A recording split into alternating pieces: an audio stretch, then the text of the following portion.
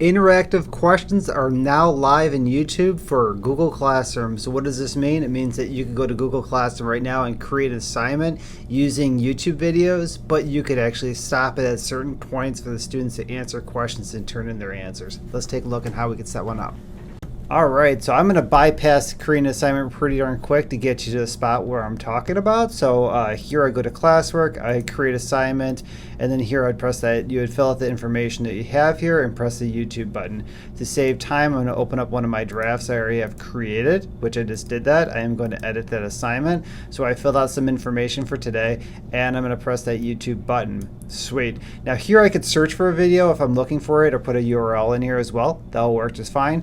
But I already created one to save time, so I'm going to go to my video activities, and here will show all the assignments I started creating but I didn't finish. So that's also a tip to learn. So here I would just click on the one I am working on. It is going to display the video here, so you could plus play, pause it, fast forward, get to certain sections of this video, and at a certain point you could actually press add and add a multiple choice, a checkbox to open a question at certain segments. For the sake of time, I could show you that I've done a few already. So I said, what is a URL? Because it talks about that in this video. And I added the question. I gave a few responses, and I selected which one was right, and I hit save and continue.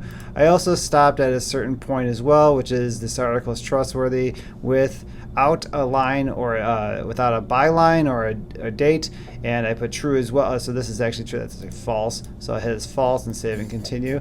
And then if I am done, I could go into anything that I started working on and say, oh, this is kind of garbage. I could delete that out of there. Yep, bye.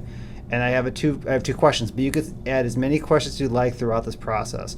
Now if you want to see what it looks like from a student perspective, so my first one is at 18 seconds, I can hit try as a student, and then here I get play, and it'll get to that certain point. Let me see if I can fast forward to it. Is a one-of-a-kind address for every web page. Boom, look at that. And at 18 seconds it stops, and I can add this question, hit submit, and then oh great, that's awesome. And then I could continue on as a student, so I could keep on playing and going through it. So this is really good to informally assess your students throughout this, or to check for understanding with a video. So I just wanted to be able to share that. And last but not least, so I'm viewing it as a student perspective, but if I'm finished and I want to attach it, I just press the attach button. And then here it automatically is going to place it, so I could assign this to my class, and then everybody should receive it and do this YouTube question assignment. So check it out. It is pretty awesome. I think you would really enjoy utilizing it in your classrooms.